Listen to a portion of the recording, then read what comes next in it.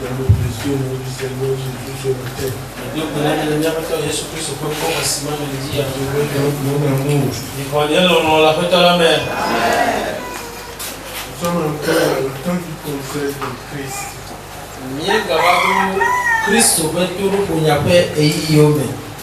Sa parole. Amen. Amen. Nous sommes au second jour du message sur lequel nous sommes en Égypte.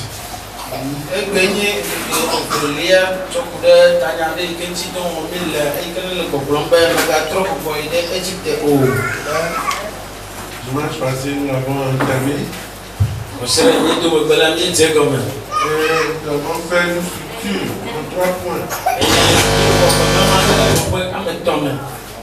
Savoir la famine et l'ordre de Dieu pour Isaac. Deuxième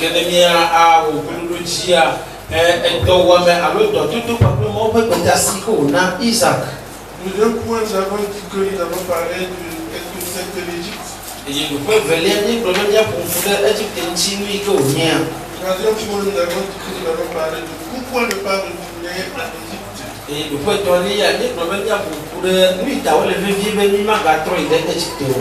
nous avons travaillé seulement sur le premier point. La famille et l'ordre de Dieu pour Isaac. Ce matin, nous allons continuer sur le second point qui s'intitule qu'est-ce que l'Égypte?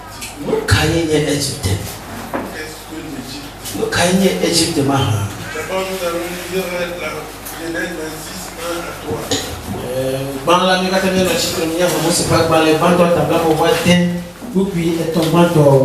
Lisons la parole de Dieu dans Genèse 26, versets 1 à 3. Là, il est écrit: il eut une famine dans le pays, outre la première famine qui eut lieu du temps d'Abraham, et Isaac alla vers Abimelech, roi des Philistins, à Guérar. L'Éternel lui apparut et dit: ne descends pas en Égypte, demeure dans le pays que je te dirai. Verset 3. Séjourne dans ce pays-ci, je serai avec toi et je te bénirai, car je donnerai toutes ces contrées à toi et à ta prospérité, et je tiendrai le serment que j'ai fait à Abraham ton père. Amen. Amen. Vous savez, abalé, bateau, tabla, me voit d'un petit bain et ton. Tania sœur le père. Maudon bena Isaac le Guérard. Que d'autres animaladi avait allé si autour Abraham moli enene. Tete Isaac vouille félicitons fia Abimelech bon le Guérard. Et Yehowa de edokufie globena. Megayi edite o. Que bomuno anigbansi mafia oladi. Nye amedro le anigbansi adi. Eye mano anyikpli o. Eye mayira o. Ela bena macho anyigbanbli bola kata anamia kple o didimevio. Eye mawo atam si mekana fofo Abraham laji. Amen. Jean manque à l'étoile to bara comme ça du micho ici à l'abnégation. Le mau planifia to bara comme ça du bien bana o rekapo ko elke blognato amkotoji eye o na dola me pa baji trona me pa pe o nyona marensi le na metina tela ndiela o sobola so ba o tito na o tu ko ka tu pe ka dia yesu ko ko amen. On va passer le verset 2. Nyambo akoko puis on me velia. Il dit, l'Éternel apparut et dit, ne descends pas en Égypte.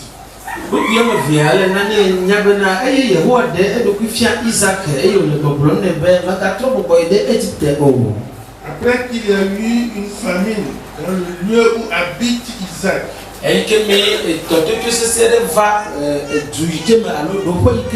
Isaac le voit me père. Que Isaac peut se sentir de quitter. Et que Isaac a annoncé le comme a annoncé à John de pays. Il dit, l'Éternel lui apparut. Et dit, ne descends pas en Égypte. Alléluia. Amen. Est-ce que c'est pour rien que Dieu a dit de ne pas descendre en Égypte? D'abord,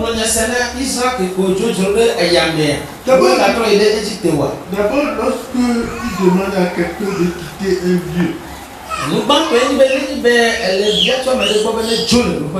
lieu où il habite, pour un autre lieu, il serait important de lui faire connaître combien le premier est mauvais.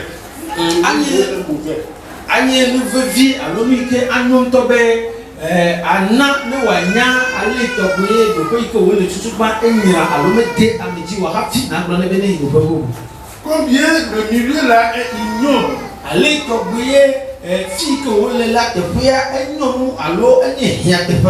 Pour faire naître en lui le désir de quitter ce lieu.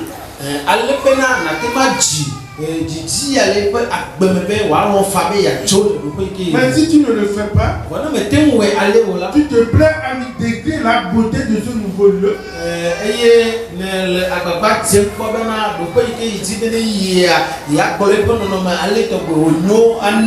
Combien ce milieu est plein de bonheur,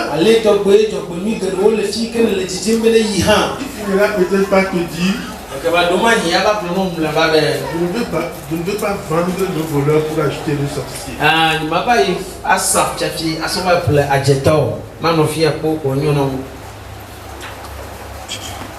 Alléluia. Amen.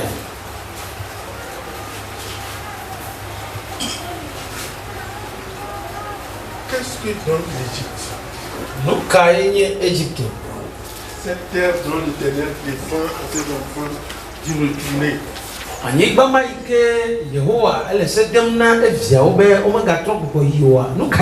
De chercher à aller vivre après qu'il les a fait quitter.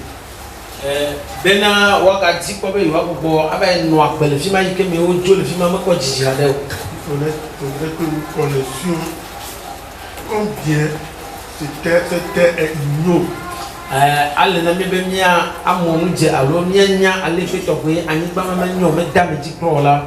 Amen. Amen. Nous allons lire Exode 5, versets 7 à 14.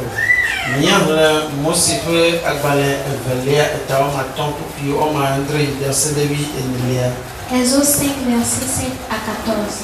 Là, il est écrit: vous ne donnerez plus comme auparavant de la paille au peuple pour faire des briquets, qu'ils aillent eux-mêmes se ramasser de la paille. Vous leur imposerez néanmoins la quantité de briques qu'ils faisaient auparavant. Vous n'en retrancherez rien, car ce sont des paresseux. Voilà pourquoi il crie en disant: allons offrir des sacrifices à leur Dieu. Que l'on charge de travail ces gens, qu'ils s'en occupent et ils ne prendront plus garde à des paroles de mensonge. Les inspecteurs du peuple et les commissaires virent dire au peuple: ainsi parle Pharaon, je ne vous donne plus de paille. Allez vous-même vous procurer de la paille où vous en trouverez, car l'on ne retranche rien de votre travail. Le peuple se répandit dans tout le pays d'Égypte pour ramasser du chaume au lieu de paille. Verset 13. Les inspecteurs les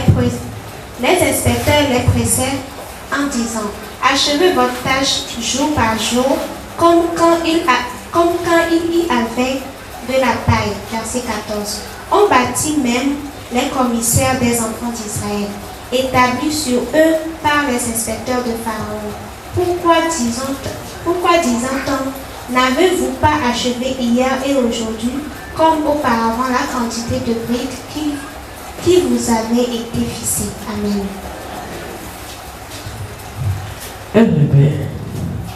Migana betukola bene wade anyi me ame anyi bewo abe alesi mi wone vasede fifi eneko ke bohuwa to na yi adadigbe leworoku gake pe alesi nu wo me na vasede fifi la mina wa me eye migadede kele etina wo o ela bena kufia wo mole eya ta wo le li dom le gbɔgblɔm bena mía yi aɖasa vɔ na míaƒe Mawu dɔ la nu na se na wo ale be dɔ geɖe nanɔ wo si ne womagado to ameblenyawo o.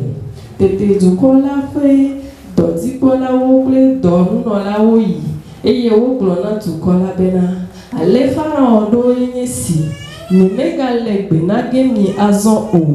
Mia ŋutɔ mi yi ne miadi gbe na mia ɖokui. Afi si miakpɔe ale ke womade miaƒe dɔ la dzi na mi o. Tete dukɔ la katã de Egiptenyigba blibo la katã dzi bena woadi gbe eye dɔdzikpɔlawo ƒo du ɖe wo nu gblɔ bena ele na mi be miawu miaƒe gbe sia gbe dɔnu blibo abe ale si miewɔnɛ tsã esi megbe nɔ mia si la ene kpekpewoe ne eye woƒo Israelvi siwo Farao ƒe dɔdzikpɔlawo tsɔ dɔnunɔlawoe la gblɔ na wo bena nu ka ŋuti mieme miaƒe anyigbe siwo woɖo na mi la wu nu blibo etsɔ kple egbe abe tsã ene o mahã. Amen. Amen. Nous avons écouté l'histoire. Il arrive que les Israéliens ont demandé à aller faire sacrifice à leur Dieu. Et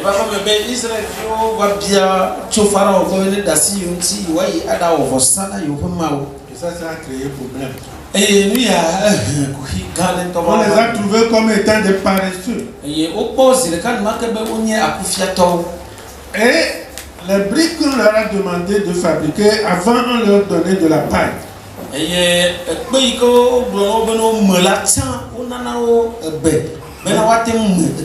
Maintenant, plus de paille.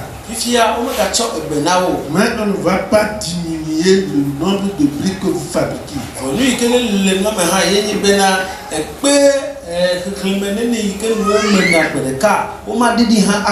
Et écoutez ce que nous dit dans le verset 14. On bâtit même les commissaires des enfants d'Israël, établis sur eux.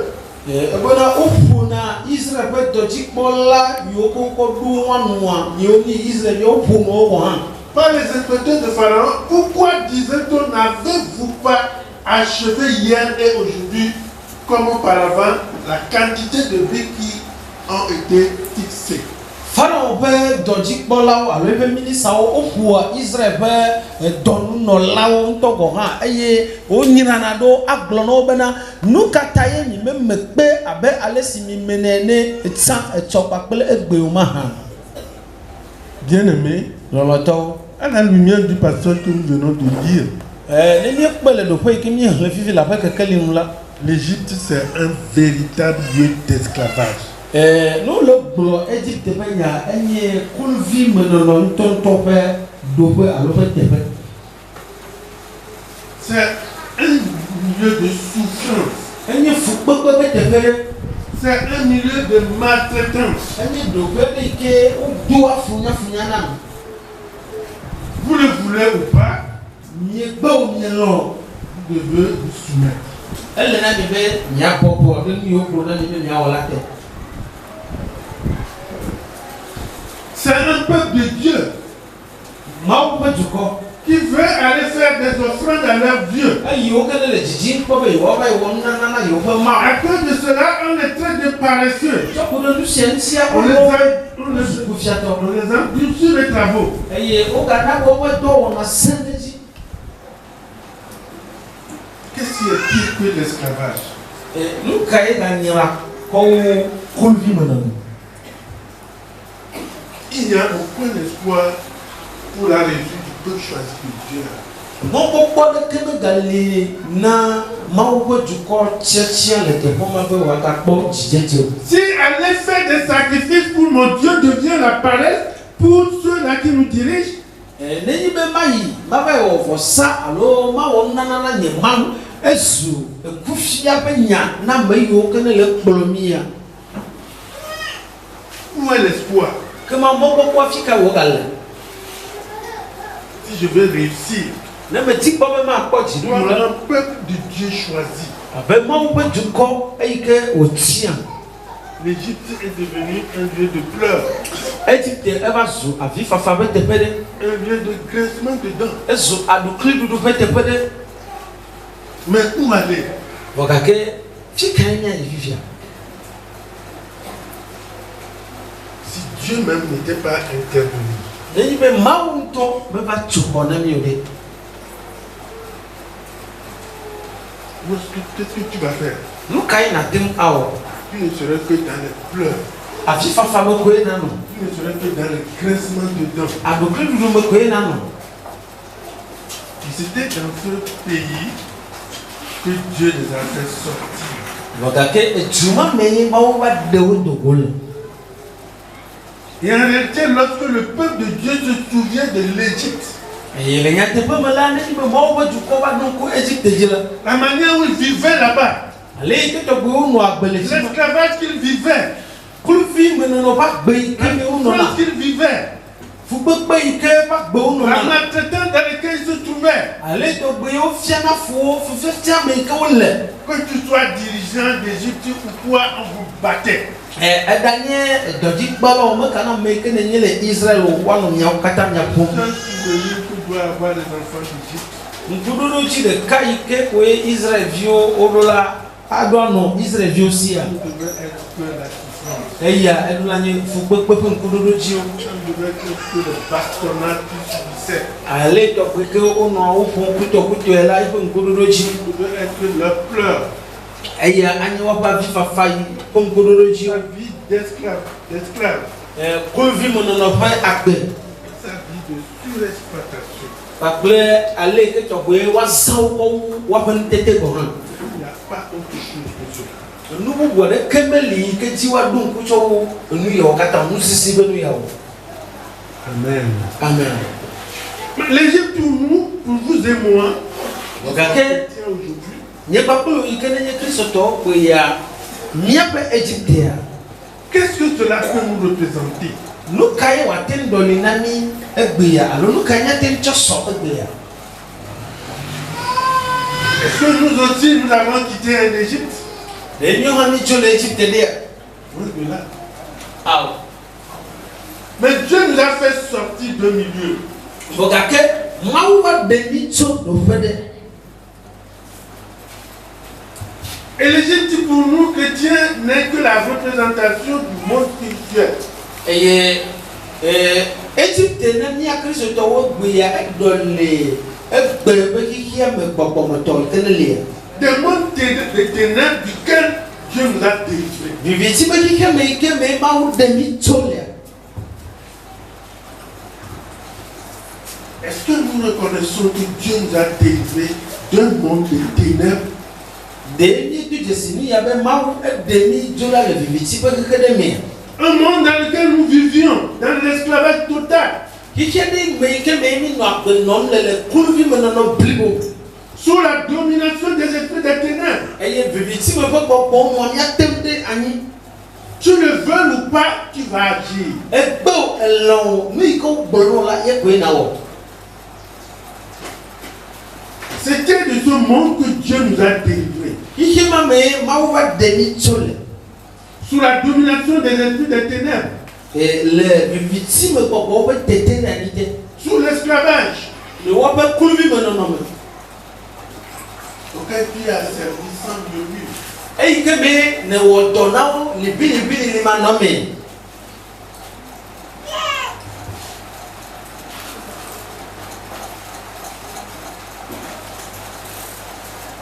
Alléluia.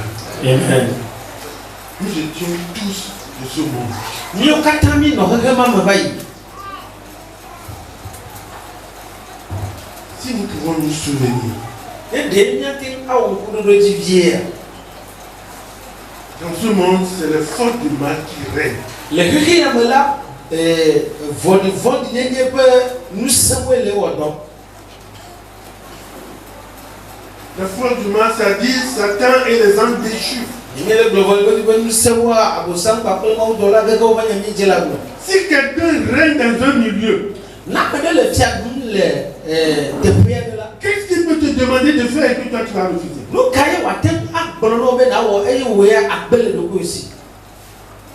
Qu'est-ce que tu peux faire? Nous devons reconnaître que c'est un lieu de torture et de souffrance.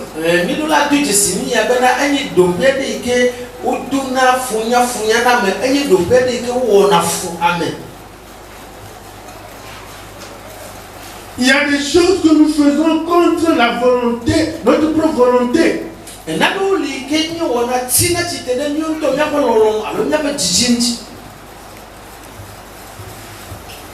Tu vas faire des choses auxquelles tu vas regretter toi-même après. Pourquoi, quand nous revenons à Christ, nous regrettons des actes que nous avions posés dans le monde?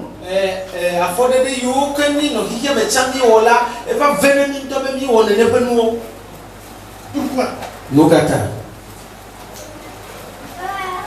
Parce que nous avons été forcés de le faire.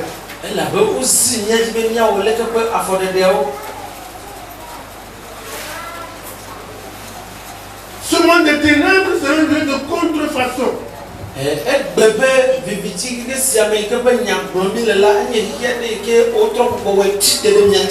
Un lieu de contrefaçon.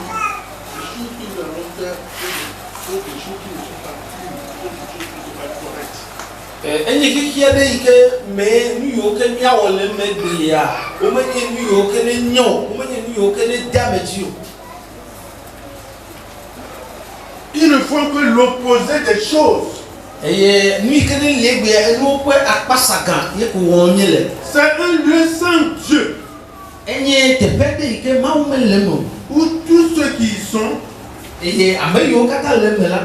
ne font que vivre dans le lien.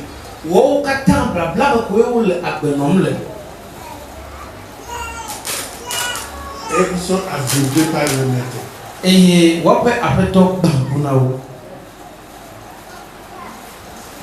C'est ce monde dans lequel nous a fait sortir.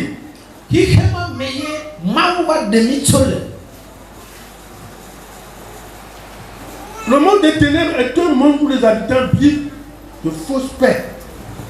Tu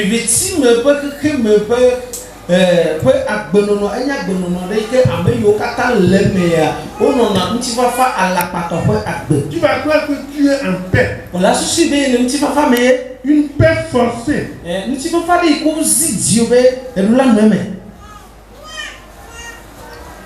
Ce n'est pas une réelle paix. Une fausse bénédiction. Tu vas croire que tu es béni. Mais ce n'est pas une véritable bénédiction. Faux plaisir. Faux bonheur.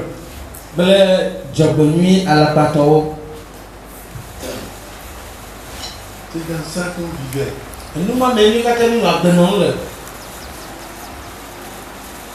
Mais pour nous qui avons eu la grâce délivré de tout le monde des ténèbres. Si tu es vraiment délivré du monde des ténèbres, tu vas te rappeler de notre passé dans ce monde.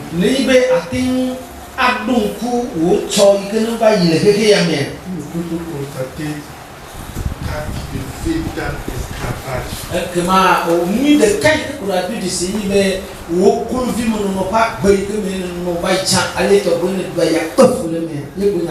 Constater ta vie de souffrance.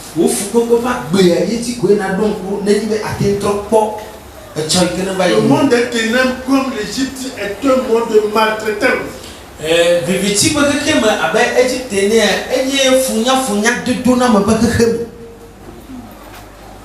Un monde sans avenir. Mais très très séduisant. Vokake enye kia de meikene blename anto alebebe. C'est un monde sans avenir.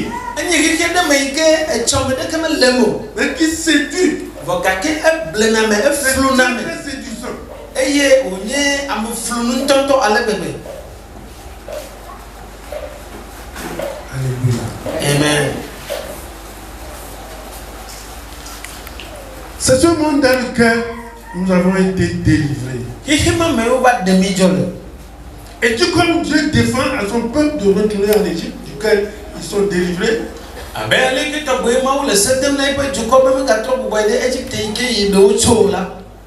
devons aussi éviter de retrouver dans ce monde spirituel de ténèbres. Amen. Comment elle veut venir rappeler le vivitibe qui me au demi chua baby ma trop aïe.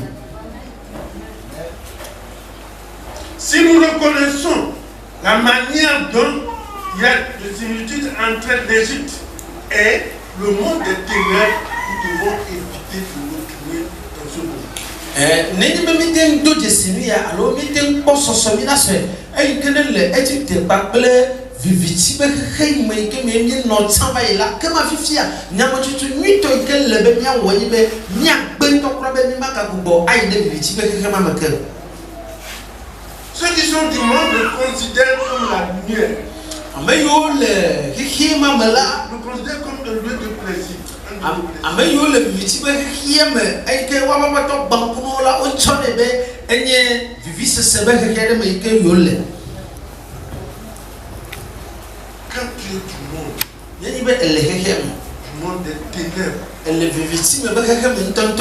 aveuglé, tu es assourdi, tu mènes la vie et tu vas croire que tu es en train de mener une vie dans un lieu de plaisir.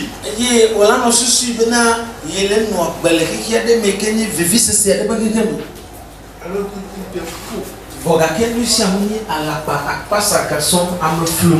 Mais ceux à qui le Seigneur a véritablement accordé sa lumière sont ceux-là seuls qui peuvent contacter l'état pervers, l'état corrompu de tout le monde. Wow, the capet when you are mayoke acting to Jesse, I like it to wave with Chibuka King, we are anywhere. I like to wear or pony, I like to go, Billy, we are 10 points. Sans la lumière divine, tu ne peux pas contacter la perversité de ce monde. On matin acto Jesse, I like it to wear here a blue, Vivitima Si on parle de la corruption de ce monde, non, le pour Vivitima tu ne peux pas l'imaginer.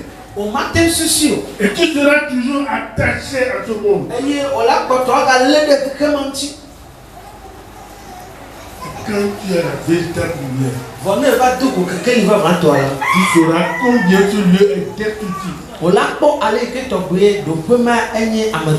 Tu sauras combien ce lieu est sans avenir.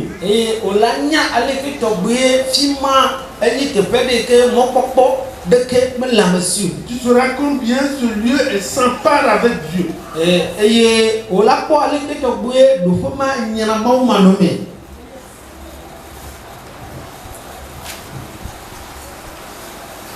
Alléluia.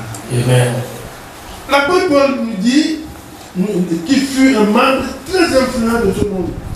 L'apôtre Paul nous dit que Américain n'est nous alors viviti que un mauvais docteur de cas et que Watora Wojigede. C'était un membre très influent. Il a un nez viviti, mais qui est un docteur de cas et qui a un boutal. Il pouvait nous dire quelque chose dans Philippiens 3, verset 8. Il dit, et même je regarde toutes choses comme une perte. Pour le temps, j'ai renoncé à tout. Et je les regarde comme de la boue afin de gagner Christ. Et il fit son me le bon katambe osu à le bodino à l'ebe matin ko jidu fiakola. Il a dit l'excellence de la connaissance de Jésus-Christ. Ce n'est pas connaître Jésus-Christ seulement dans la bouche.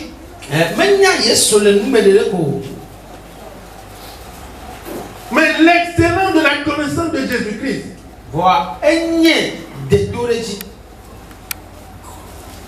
Pour lequel il a renoncé à tout. Si tu as l'excellence de la connaissance de Christ, tu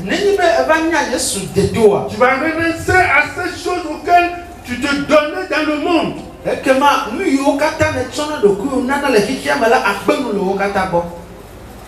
Seule la véritable connaissance du Seigneur peut nous permettre de connaître le monde et tous ceux qui sont trop corrompus.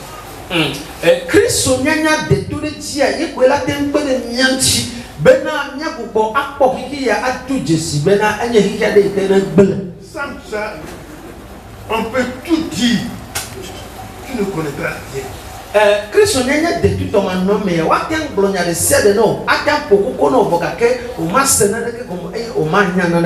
n'est pas par la force humaine, par l'intelligence humaine que cela est possible. Mais lorsque tu te donnes à Christ, qui va te faire sortir de ce milieu, qui va te délivrer de ce milieu, en ce moment que tu peux te connaître qui tu es et qui tu veux devenir maintenant.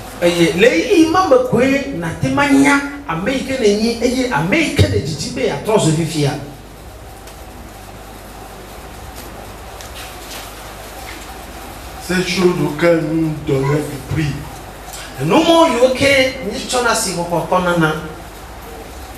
Auquel nous donnons de la considération. On dit qu'il le considère aujourd'hui comme de la vie.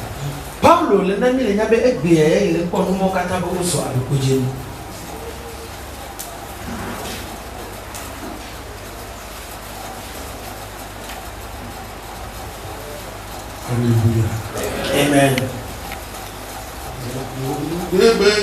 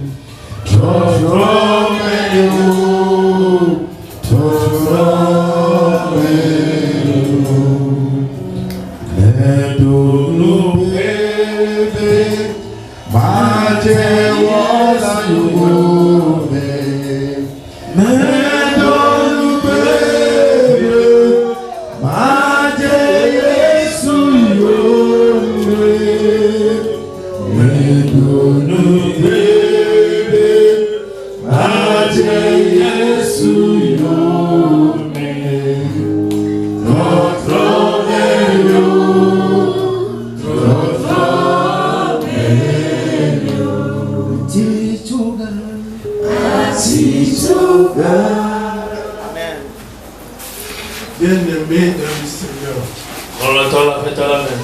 Pour terminer mon message, je vous dirai que moi, je vous dis bien moi, par la grâce que le Seigneur m'a accordée, je ne me retrouverai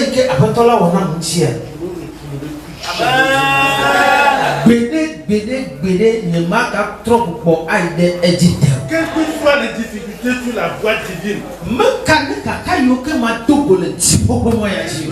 quelles que soient les choses que je rencontrerai dans cette voie,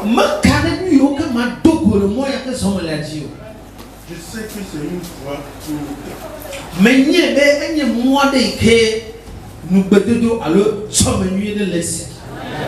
et à la fin, je serai difficile. Mais la question que je voulais vous poser,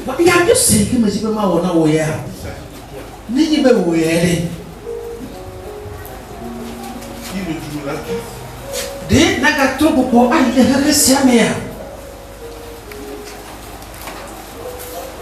Il retournera-t-il?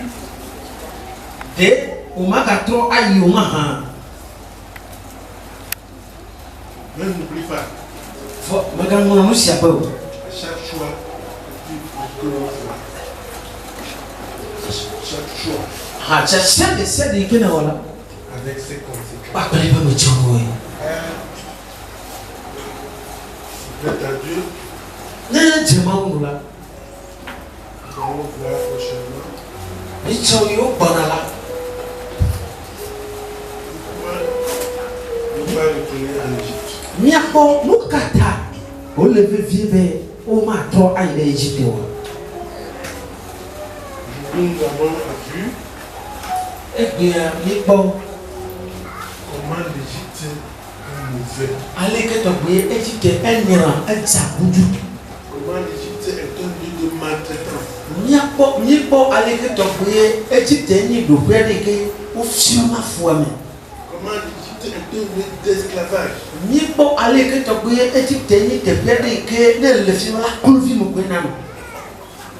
Mais prochainement, Ni tchou yo ban. nous allons voir Mi bon pourquoi il doit être attiré par le lieu où Dieu nous conduit. nkata o le vive na fi ke mauji be ya gbon ya e la ni te gbe de ke na de ava. Si vraiment je constate que le lieu là ne peut plus rester là-bas. Ni be va me de si be fi ke me le makate mo fi mawa. Amen. Amen.